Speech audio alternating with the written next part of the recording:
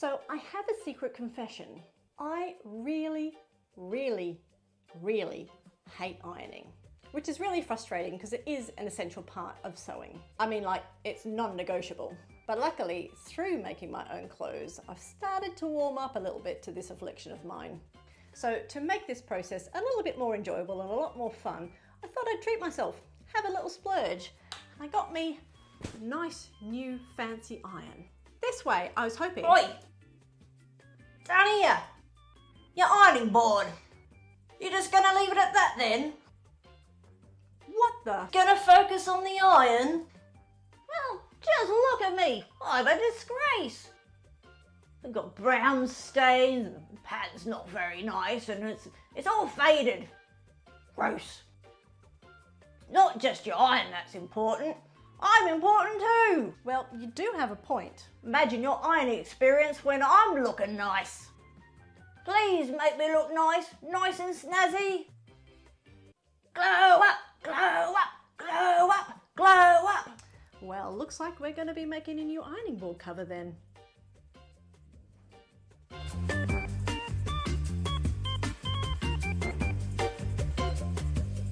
Hello and welcome back to my channel. My name is Kate and this is Ripper Seams. So today we're talking about ironing boards and more specifically my ironing board. Like I said, I really don't like ironing and I do iron, I just prefer to not do it. So I will avoid it and procrastinate over it like there's no tomorrow. But what I have noticed is I actually enjoy ironing the stuff that I've made myself. I think because I've put all the effort into physically making those garments myself, I tend to feel a bit of pride and dedication to make sure that they're looking their best at all times. So with this in mind, I thought I'd better amp up my ironing game. And since I've treated myself to a lovely new Olicio iron, in fact the tulip pink one that's just been released, I thought I better do something about this ironing board. As you can see, it's looking pretty shabby, so we need to do something about this. Now I have to admit, because my desire to iron is non-existent, I probably haven't treated my old iron and my ironing board in a way that they probably should. All these brown stains are just purely down to mineral deposits kind of being pulled out of your iron over time, as well as maybe I leave the water sit in the iron for a little bit too long. So yeah, not the best habit. And I'm in a really hard water area of the UK, so that's kind of also accelerated the grottiness of my ironing board. But I'm here to fix that today, and I am dedicated to making sure I minimize this as much as possible. And we're gonna make a brand new ironing board cover. Now, making my own ironing board cover is something that hasn't really crossed my mind until recently. My mindset has always been that over time I will actually replace it with one from the shop, and this is exactly what I've done with this one. This isn't actually the original cover of my ironing board. This is one that I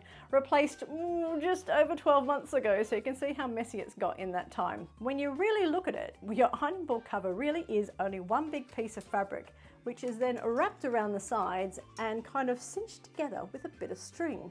So why be stuck with boring ironing board covers that you buy in the shop when you can pick the fabric of your choice and make something amazing?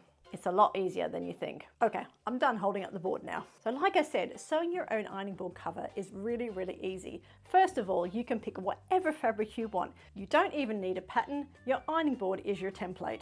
And this is a project you can do regardless of your sewing skill level. So for this project, these are the things you're going to need. First and foremost is some fabric, and this needs to be big enough to fit all the way around your ironing board with at least a 3-inch border. I ended up using 1/2 meter for my project, so obviously go off the measurements of your ironing board and pick your fabric accordingly. Fabric, of course, needs to tolerate heat, so make sure you pick a cotton or a linen. Next up is some bias tape. I've used 20mm bias tape and I've used 4 meters for my project. Again, just check the measurements of your ironing board. It needs to go all the way around the edge, so make sure you've got enough. And the third most important thing is some sort of strong string or cord, not too thick. This is what's going to secure your cover to your ironing board. I'm personally using a fine cotton twine, but if it's in good nick, You could probably also use the string from your existing ironing board cover if you prefer. You're also going to need some marking pens or some chalk because you're going to need to trace around your ironing board. So make sure you've got these handy. And once you've got your outline of your ironing board, you're also going to need to measure the overhang. So you're going to need a ruler, sewing gauge or measuring tape. You'll also need some scissors, some pins and your thread. Doesn't matter if your thread doesn't match. I've managed to find some fluoro pink thread to match my bias binding, but realistically it's going to be on the underside of your ironing board and you won't really see it, so pick whatever color you want. You're also going to need your iron and ironing board as well, so yeah, don't toss out your old topper too early.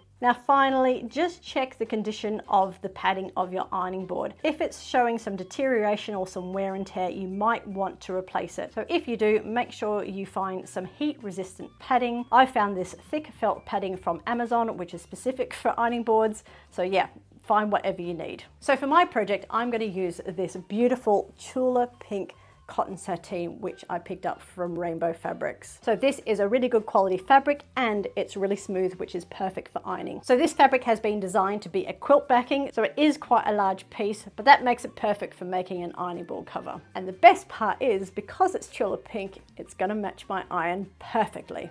And also a side note on the padding, if you are replacing your padding, don't go too crazy with the softness because ultimately you want a nice firm surface to iron on. That way you'll get really nice crisp edges when you are pressing and you'll get those wrinkles out when ironing. If you go too soft with your padding, your iron and your fabric will sink into it and you'll find it really hard to get good results. So that's everything you need to know, so let's get stuck into it.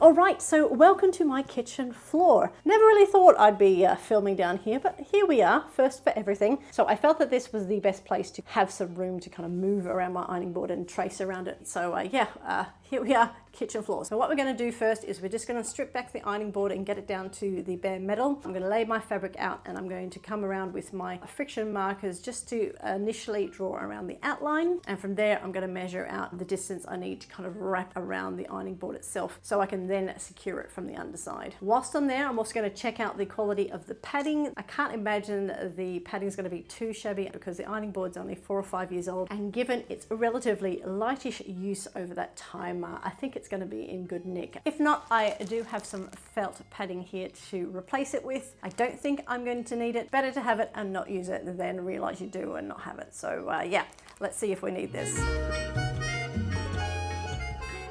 What in sweet earth creates this mark? I mean, like, look at the state of this thing. I might end up using the felt pad after all.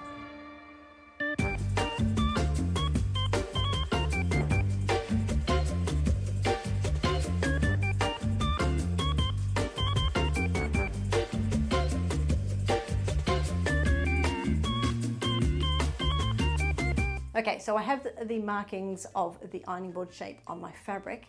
So what I need to do now is go and put some extra allowance on there around the sides. That will be the piece that kind of wraps around the sides of the ironing board and then also tucks in underneath. So this is my old ironing board cover, and what they've actually done is created this kind of extra piece that kind of runs around the side. So this is, what do they call this? Gusset? Is this the gusset side? That's a horrible word, isn't it? Gusset. So the side piece, it's tempting to do that, but I don't think I want to do that extra work. So I think I will give it a try with just folding over. What I am going to do is actually measure how much they've allowed for this side piece, because I do really like how much this fits underneath and secures at the bottom. I think there's plenty of space there. So I'm going to follow the guidelines for this and of course add a bit of extra seam allowance here because we do have to attach the bias binding. Fancy side note, when I was just inspecting how they've made this one, they've actually French seamed this foam padding to the fabric, which yeah, I'm impressed with.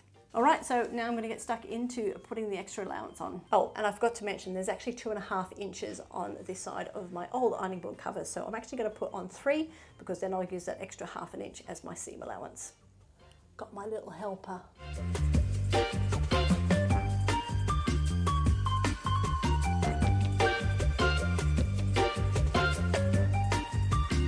So I've marked lots of little dots 3 inches away from the blue line, and this is going to be my allowance on the sides. So what I'm going to do now is just take my red pen and just connect them. So all those years as a kid playing connect the dots has a use.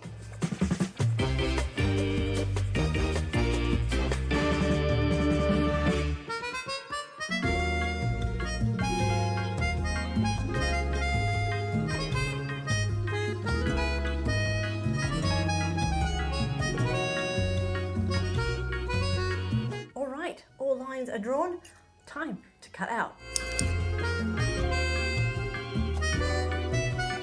All right, so the ironing board topper has been cut out. Very happy with that. So what I'm going to crack on with now is just cutting out that extra bit of felt padding just to go as a new refreshed topper to my ironing board.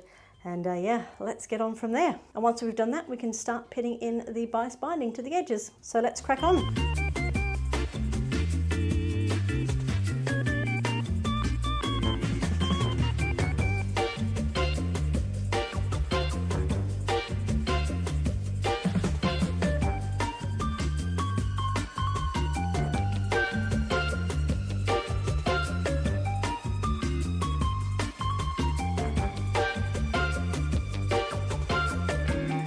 So I have my ironing board top all cut out and we are ready to attach the bias binding along the edge. Now the bias binding I got is this really cool fluoro stuff which I picked up from Hobbycraft on the weekend. It's 20 millimeters wide, so 40 millimeters in total if you were to kind of properly spread it out. So what I'm going to do now is right sides together. I'm just going to pin the top edge all around the edge. Oh, hello.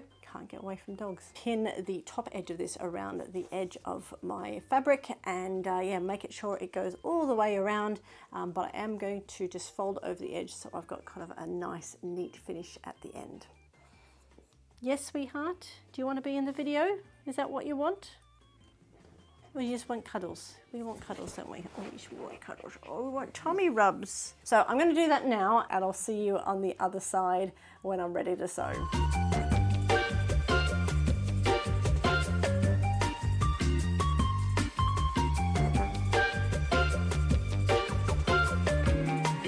So I am back in my sewing room and ready to sew the bias binding onto the edge of my ironing board cover. So not only is that going to protect the edge of my ironing board cover, it is also going to act as the channel to feed my thread through, which will help me tighten and secure this cover onto the top of the ironing board. Probably should have mentioned that before. So what I'm going to do first is obviously sew this initial edge on, and then I'm going to iron that seam out nice and crisp, and then I'm going to flip the bias binding onto the reverse side of the fabric where I'm going to stitch down the other edge, and that way we'll create a nice channel for the thread to run around the edge of this ironing board cover. So let's get sewing at last.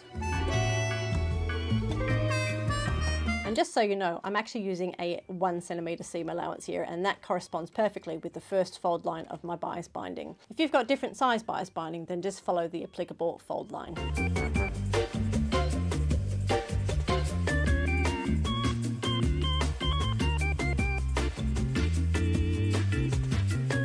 So I have now successfully attached my bias binding to my fabric. So what I'm going to do now is just iron out the seam so it lays nice and flat and crisp. And once we've done that, we'll then fold over the bias binding, sew that down and create that channel for the string. Oh, and one other thing, where you've got curves on your board topper, feel free to go in there and clip around those curves. That way, when you fold your bias binding over, you'll get nice crisp curves going around the edges.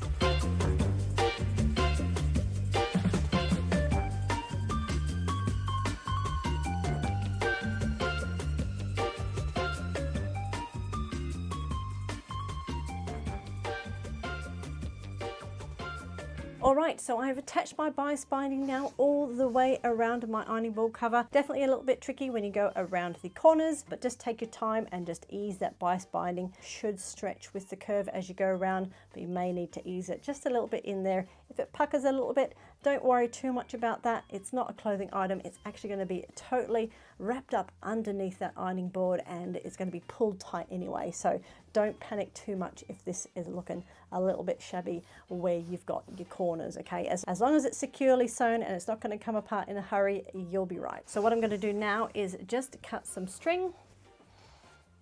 I'm going to go find some string. So a next step is to get some string and feed it through the channel that you've just created. So I'm going to use this nice strong cotton twine, which I picked up from my local hardware store. It's quite thin, but it's still incredibly strong.